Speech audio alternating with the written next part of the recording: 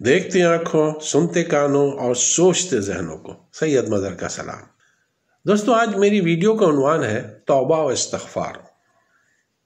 خواتین و حضرات، دولت ایک ایسی تتلی ہے جسے پکڑتے پکڑتے آدمی اپنوں سے بہت دور نکل جاتا ہے۔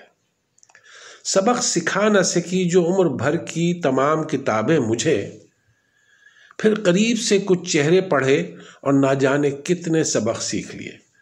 دشمنوں کی نفرت کا خوف نہیں ہے مجھے، بس ڈرتا ہوں تو اپنے دوستوں کی وفا سے۔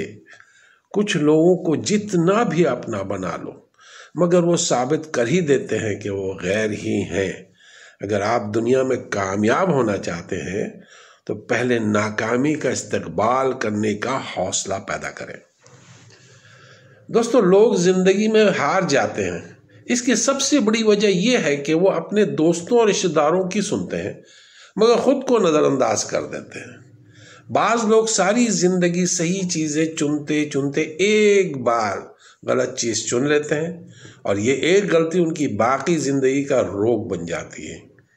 بڑی عجیب دنیا کے میلے ہیں، دکھتی تو بھیڑ ہے پر چلتے سب اکیلے ہیں۔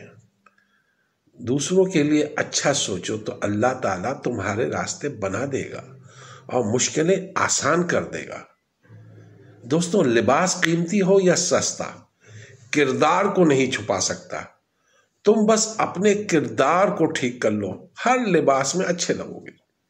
توبہ کے مفہوم کی وضاحت کرتے ہوئے سیدنا غوث العظم شیخ عبد القادر جیلانی علیہ رحمہ فرماتے ہیں، اتباع نفس سے اجتناب کرتے ہوئے اس میں یکسوئی اختیار کر لو، پھر اپنا آپ حتیٰ کہ سب کچھ اللہ کے سپرد کر دو اور اپنے قلب کے دروازے پر اس طرح پہرا دو کہ اس میں احکام الہیہ کے علاوہ اور کوئی چیز داخل ہو ہی نہ سکے، اور ہر اس چیز کو اپنے قلب میں محفوظ کر لو جس کا تمہیں اللہ نے حکم دیا ہے، اور ہر اس شے کا داخلہ بند کر دو جس سے تمہیں روکا گیا ہے، اور جن خواہشات کو تم نے اپنے قلب سے نکال پھینکا ہے ان کو دوبارہ کبھی داخل نہ ہونے دینا۔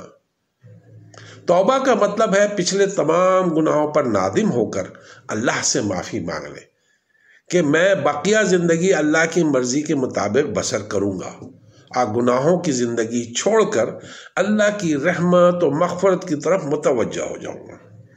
اس عہد کرنے کا نام توبہ ہے۔ ندامت قلب کے ساتھ ہمیشہ کے لیے گناہ سے رک جانا توبہ ہے، جبکہ ماضی کے گناہوں سے معافی مانگنا استغفار ہے۔ توبہ اصل ہے جبکہ توبہ کی طرف جانے والا راستہ استغفار ہے۔ اللہ تعالیٰ نے سورۃ الحود میں توبہ سے قبل استغفار کا حکم فرمایا ہے۔ ارشاد ربانی ہے، سو تم اس سے معافی مانگو پھر اس کے حضور توبہ کرو، بے شک میرا رب قریب ہے، دعائیں قبول فرمانے والا ہے۔ گویا گناہوں سے باز آنا، آئندہ گناہ نہ کرنے کا پختہ عہد کرنا اور صرف اللہ کی طرف متوجہ ہونا توبہ ہے، جبکہ اللہ سے معافی طلب کرنا، گناہوں کی بخشش مانگنا اور بارگاہ الہی میں گریہ ازاری کر کے اپنے مولا کو منانا استغفار ہے۔ ہر وقت گناہ سے پاک رہنا یہ فرشتوں کی صفت ہے اور ہمیشہ گناہوں میں غرق رہنا شیطان کی خصلت ہے، جبکہ گناہوں پر نادم ہو کر توبہ کرنا اور گناہ کے راہ کو چھوڑ کر شاہراہ ہدایت میں قدم رکھنا اولاد آدم علیہ السلام کا خاصہ ہے۔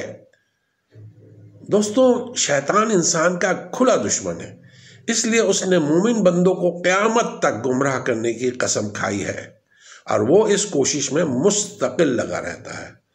اللہ ہم سب کا حامی و ناصر ہو، آمین۔ بہت شکریہ میرے دوستوں، السلام علیکم ورحمۃ اللہ وبرکاتہ۔